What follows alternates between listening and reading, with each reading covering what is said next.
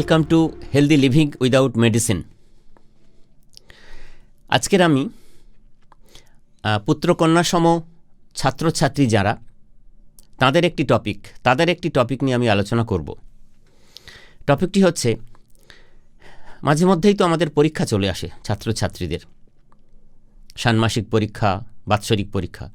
তো সামনে পরীক্ষা, অ্যাংজাইটি, টেনশন তারা কাটাবে কী করে, সামলে কিভাবে খুব ভালোভাবে পরীক্ষা দেবে এবং আস্তে আস্তে জীবনে সাফল্যের দিকে এগিয়ে যাবে। তো আমি খুব প্রিসাইজলি এই প্রসঙ্গেই কনসেন্ট্রেট করব আলোচনাটা।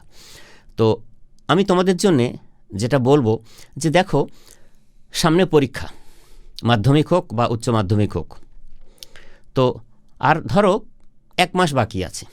তো 1 মাস আগে থেকেই টেনশন শুরু হয়ে যায় যে প্রিপারেশান কতটা হয়েছে, কতটা ভালো পরীক্ষা হবে, পরীক্ষার হলে কতটা করতে পারবো।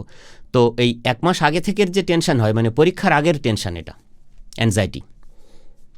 3টে ভাগে ভাগ করছি আমি। একটা হচ্ছে পরীক্ষার 1 মাস আগে থেকে অ্যাংজাইটি, আরেকটা হচ্ছে ঠিক পরীক্ষার আগের দিন, আগের রাতের অ্যাংজাইটি। সেটাও একটু আলাদাভাবে কিভাবে সেখান থেকে বেরোনো যায় ভাবতে হবে। আর তৃতীয় হচ্ছে পরীক্ষার হলে অ্যাংজাইটি বা টেনশন। হয় না? তোমাদের সবার এটা হয়। আমরাও যখন ছাত্র ছিলাম আমাদেরও হয়েছে। তো আমি এই নিয়ে তোমাদের কিছু কথা বলবো, সেগুলো যদি তোমাদের কাজে লাগে এবং তোমরা পরীক্ষায় খুব ভালো পারফর্ম করো তাহলে আমার খুব ভালো লাগবে। মন দিয়ে শোনো। প্রথমে ধরো, আমি প্রথমে যেটা বলবো, এই যে 1 মাস আগে থেকে যে টেনশন অ্যাংজাইটি তোমাদের হচ্ছে, সেটা নিয়ে যদি কথা বলি। কে কিভাবে পড়াশোনা করছো সেটা তো আমি জানি না, কিন্তু মোটামুটি ধরে নিচ্ছি যে সবাই খুব, মানে যতটা সময় পড়াশোনার জন্য প্রয়োজন সেটা দিয়েই তোমরা পড়াশোনা করছো। আমি প্রথমে একটা টেকনিক বলবো, টেকনিকটার নাম হচ্ছে পোমোডোরো টেকনিক।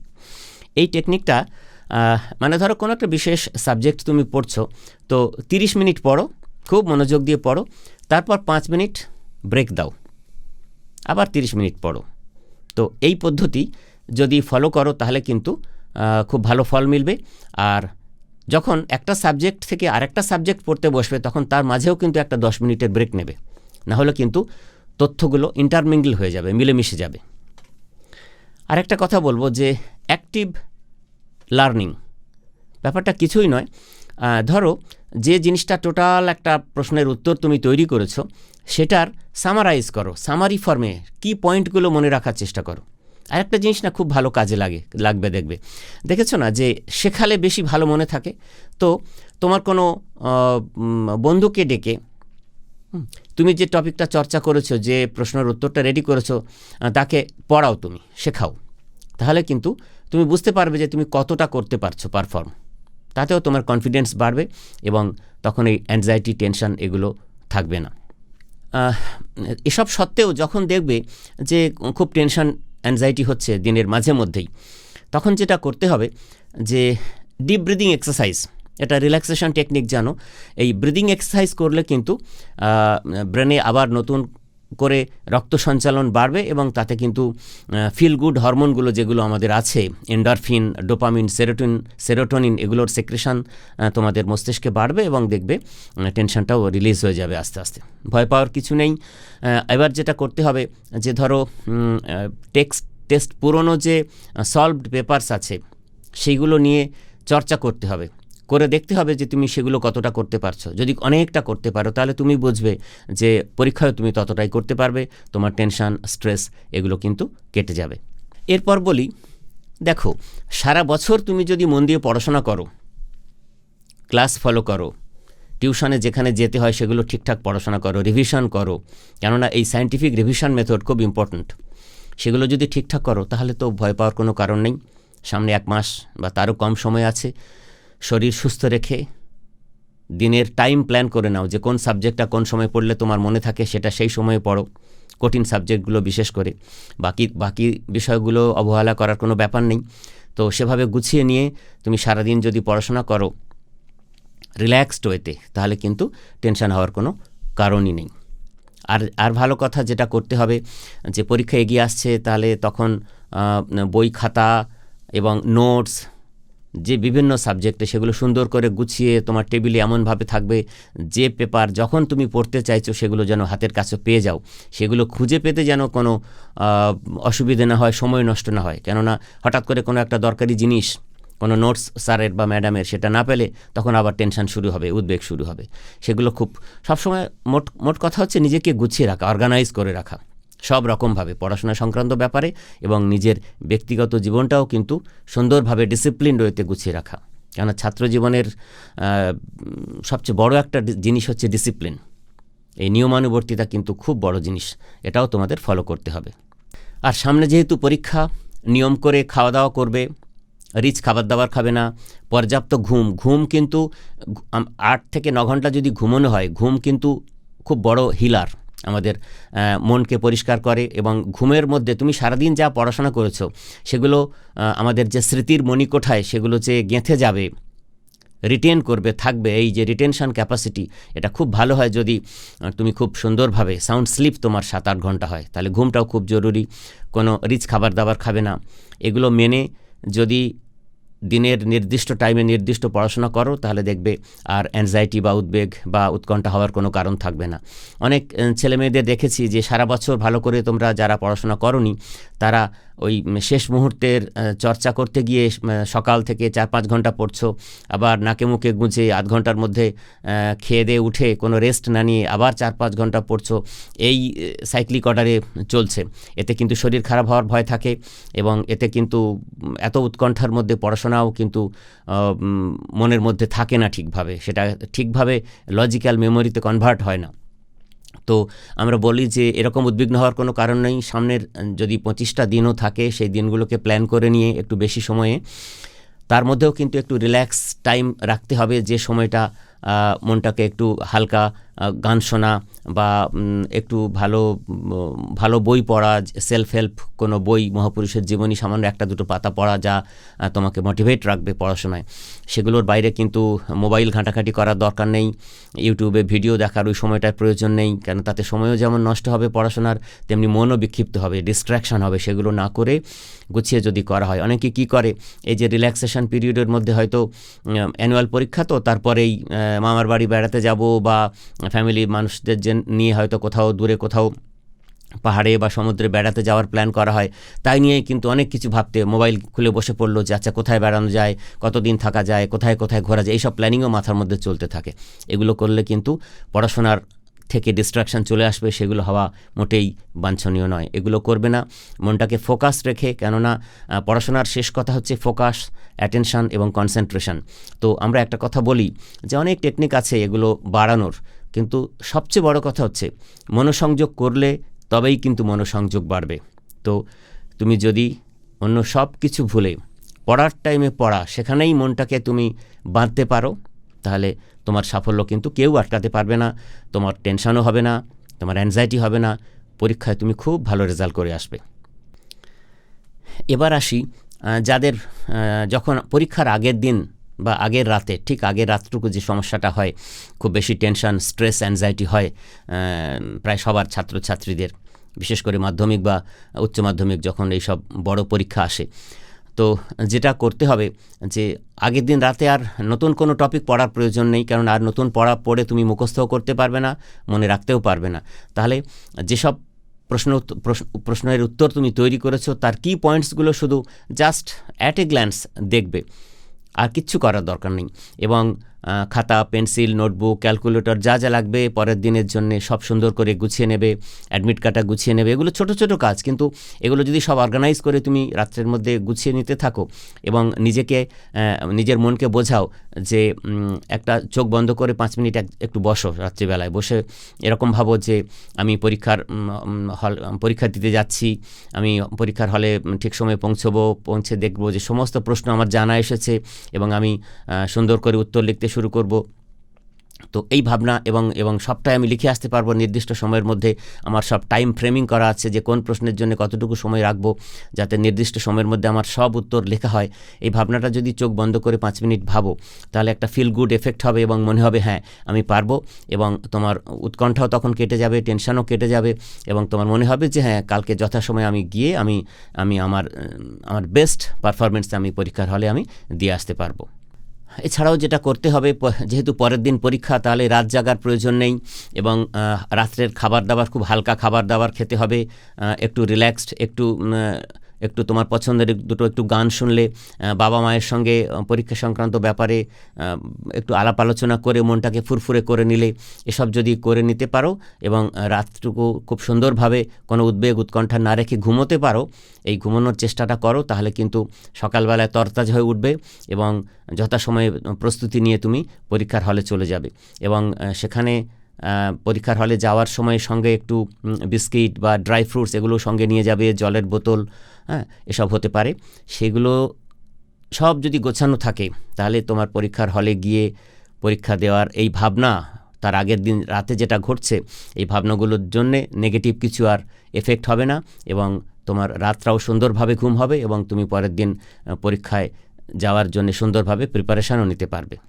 এবার চলো আলোচনা করি আমরা একটু যে পরীক্ষার হলেও তো আমাদের টেনশন হয় কি প্রশ্ন আসবে। তো পরীক্ষার হলের যদি পরীক্ষা দিতে বসে যদি টেনশন হয়, খুব অ্যাংজাইটি হয়, তাহলে যেটা করতে হবে, একটু লেখা বন্ধ রেখে 2 মিনিট একটু ডিপ ব্রিদিং এক্সারসাইজ করে নিতে হবে, নিলে কাজে লাগে। বা একটু বাইরে ইনভিজিলেটরের পারমিশন নিয়ে একটু বাইরে গিয়ে সামান্য একটু হাতে মুখে জল দিয়ে ফিরে এসে একটু জল খেয়ে আবার লিখতে শুরু করতে পারবে। এগুলো যদি করা হয়, কেননা টেনশন যদি থাকে তাহলে কিন্তু তোমার জানা জিনিসও কিন্তু লিখতে পারবে না।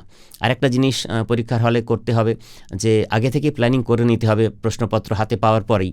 যে অনেকে এমনটা করে যে প্রশ্নগুলো কঠিন সেগুলো আগে চেষ্টা করে নিই, একদমই না। সবসময় যেগুলো তোমার সবচেয়ে বেশি চর্চা করা আছে, যেগুলো খুবই কম সময়ে সুন্দরভাবে লিখতে পারবে, সেই প্রশ্নগুলো আগে অ্যাটেম্প্ট করে শেষ করবে, সবার শেষের দিকে কঠিন প্রশ্নগুলো করবে। কেননা টিচারদেরও কিন্তু মনে হবে যে প্রথম দিকের প্রশ্নের উত্তরগুলো যদি খুব সুন্দর হয়, তাহলে একটা ভালো ইমপ্রেশনও তৈরি হলো যে হ্যাঁ খুব ভালো ছেলেটি লিখছে বা পড়াশোনা করেছে, তাহলে তার এফেক্টে কিন্তু তার খাতা দেখাতেও সবটার ওপরে পড়বে, এবং সব শেষে টাইম ম্যানেজ করে শেষ করতে হবে কঠিন প্রশ্নগুলোর দিকে অ্যাটেম্প্ট নেওয়া। অনেক ছেলেমেয়েদের যেটা হয়, এই যে পরীক্ষার হলে ঢুকেই এই যে টেনশনটা শুরু হয়, আসলে কারণটা এরকম। তখন দেখবে তোমরা প্রেজেন্ট সিচুয়েশনে ফোকাস করতে পারো না। তখনই মনে হয় আমি যা চর্চা করে এসেছি সেই সব প্রশ্নগুলো আসবে তো, যদি না আসে তাহলে পরীক্ষা পাশ করতে পারবো তো, এই ভাবনাগুলো কিন্তু ভাবিত করে, এবং সেজন্যই কিন্তু তোমাদের এই অ্যাংজাইটি এবং টেনশন হয়। তো একেবারেই না, প্রেজেন্ট মোমেন্টে তখনই ফোকাস করতে হবে। মানেটা কি? প্রেজেন্ট মোমেন্ট মানে হচ্ছে তখন তোমার সামনে প্রশ্ন, তো ওই যে প্রশ্নটা খুব ভালো চর্চা যেগুলো হয়েছে সেগুলোকে দাগ দিয়ে নাও, নিয়ে সেই প্রশ্নগুলো লিখতে শুরু করো, একদম প্রেজেন্ট মোমেন্টে থাকো। কেমন হবে পরীক্ষা সেটা তোমার ভাবার দরকার নেই, তুমি যত্ন করে প্রশ্নের উত্তরগুলো সুন্দর করে রিকল করে লেখার চেষ্টা করো।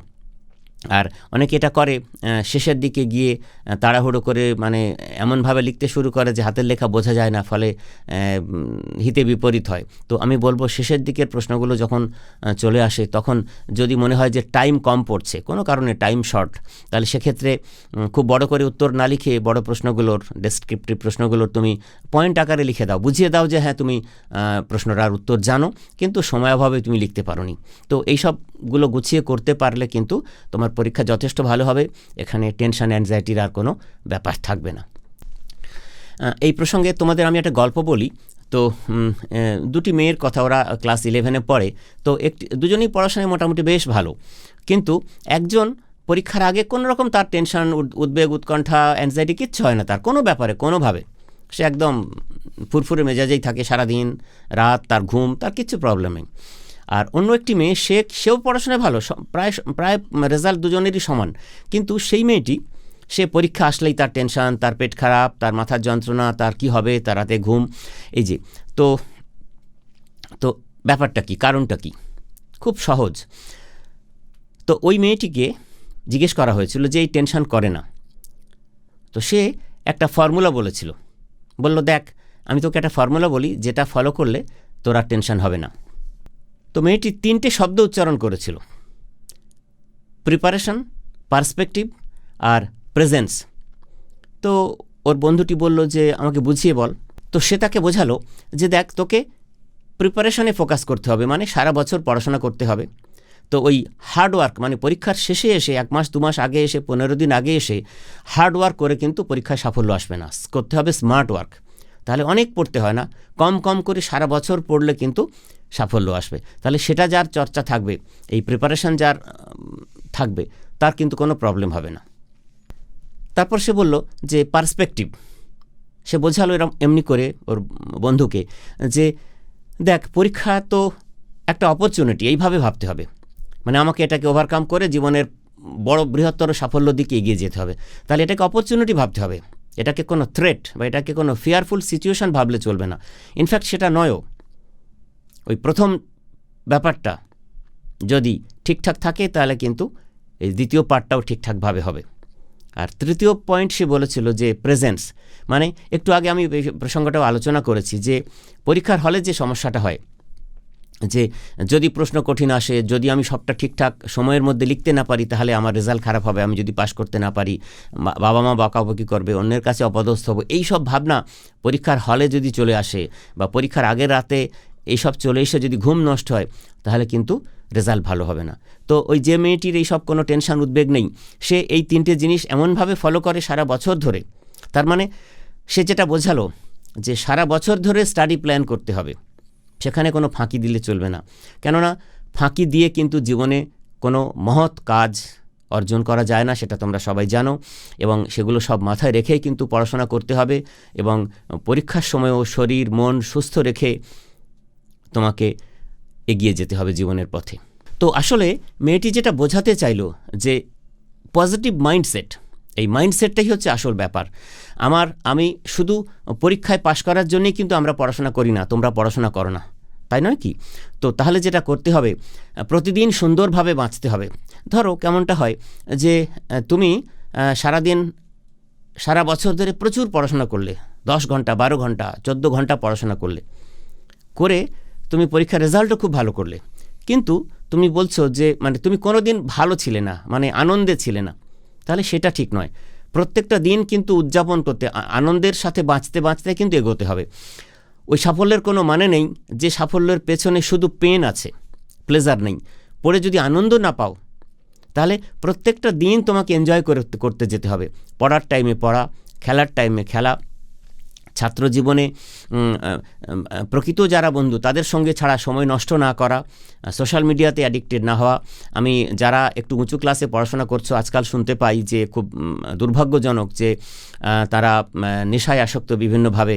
সেগুলো মানে তোমরা তো জানো যে এই বিড়ি সিগারেট বা মদ বা অন্যান্য যে কোনো নেশার জিনিস কিন্তু মেমোরি লস করে, আমাদের অ্যাটেনশন নষ্ট করে, কনসেন্ট্রেশন নষ্ট করে। তাহলে তুমি চাইছো জীবনে পরীক্ষায় সফল হতে আর ওগুলো নিচ্ছ, তো তার জন্যে বাবা মায়ের কত সামাজিক অসম্মান হয় তোমরা তো সব জানো। তো সব দিক বিবেচনা করে নিজের সামাজিক সম্মান, নিজের ব্যক্তিগত সম্মান, নিজের পারিবারিক সম্মান, এগুলোকে বজায় রেখে তুমি মন দিয়ে যদি পড়াশোনা করো, বাড়িতে সুন্দরভাবে জীবনচর্যা পালন করো, স্কুল তোমাদের সবার সেকেন্ড হোম আমরা বলি, তো সেখানে শিক্ষক শিক্ষিকা মহাশয় এবং অন্যান্য যারা স্টাফ রয়েছেন সবার সাথে সুমধুর সম্পর্ক রেখে যদি স্কুলে সময় কাটাও, সারাদিন সবার সঙ্গে যদি খুব ভালো ব্যবহার করো, তাহলে দেখবে তোমার মনটাও খুব সুন্দর থাকবে। বাড়িতে ফিরে তুমি সুন্দরভাবে পড়াশোনা করবে, সবার কাছে প্রশংসিত হবে পড়াশোনার জন্যে, তোমার ব্যবহারের জন্যে, এবং আস্তে আস্তে দেখবে সার্বিকভাবে তুমি সাফল্যের দিকে এগিয়ে চলেছ। শুধু আমি বলবো, পরীক্ষায় সাফল্যটাই বড় সাফল্য নয়, জীবনের সাফল্যটাই সবচেয়ে বড় সাফল্য। কামনা করব তোমরা পরীক্ষাও সফল হও এবং জীবনের পথে সফল এবং সুন্দর মানুষ হিসেবে সমাজে প্রতিষ্ঠিত হও। তোমরা সবাই খুব ভালো থেকো, সামনের পরীক্ষা তোমাদের খুব খুব ভালো হোক প্রার্থনা করি।